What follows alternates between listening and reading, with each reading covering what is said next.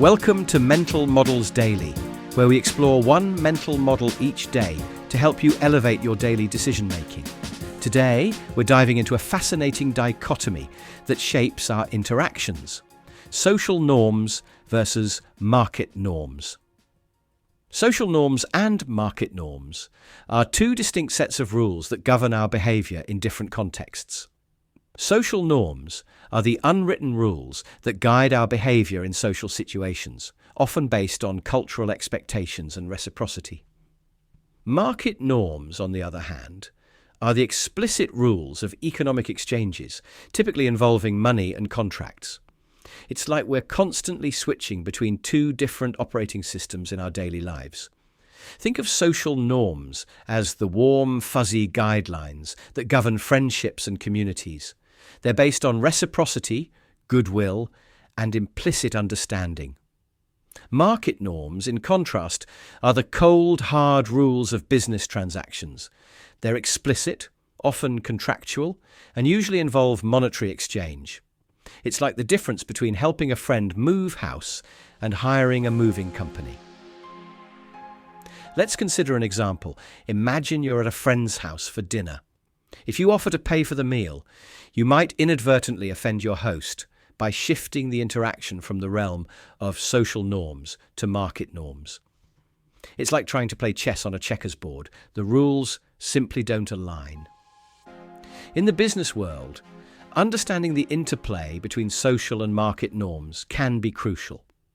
Companies often try to cultivate a sense of social connection with their customers, but missteps can backfire. For instance, a bank that advertises itself as your friend, but then charges hefty overdraft fees, creates cognitive dissonance. It's like a wolf in sheep's clothing. The disguise might work initially, but it ultimately undermines trust. This concept was popularized by behavioral economist Dan Ariely in his book, Predictably Irrational. Ariely's research showed that introducing market norms into social situations can have lasting negative effects. Once market norms enter the picture, the social norms are difficult to re-establish. It's like adding salt to a recipe. You can't simply take it out once it's in. Interestingly, the line between social and market norms can sometimes blur, especially in professional settings. Think about workplace relationships. We often navigate a complex mix of social bonds and market-driven interactions with our colleagues. It's like walking a tightrope between being friendly and maintaining professional boundaries.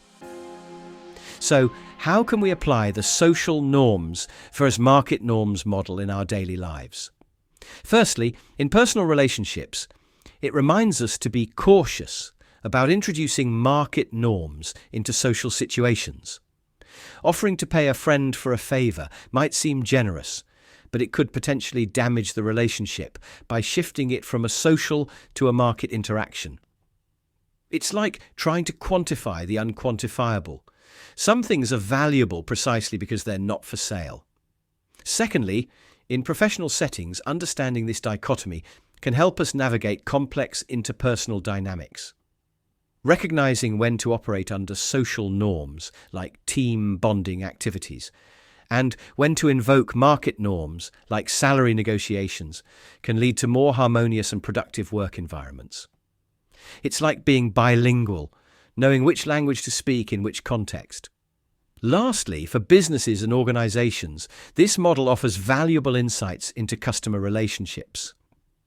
Striking the right balance between fostering a sense of community, social norms, and maintaining clear business boundaries, market norms, can be key to building lasting customer loyalty. It's like hosting a successful party. You want your guests to feel welcome, but you also need to maintain some house rules. In conclusion, the social norms versus market norms mental model provides a powerful lens for understanding human interactions. By recognizing the distinct realms of social and market norms, we can navigate our personal and professional lives more effectively, fostering stronger relationships and avoiding potential pitfalls.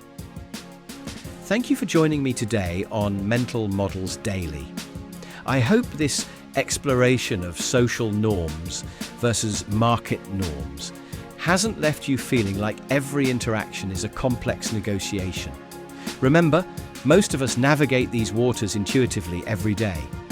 Until next time, may your social interactions be warm and your market transactions fair.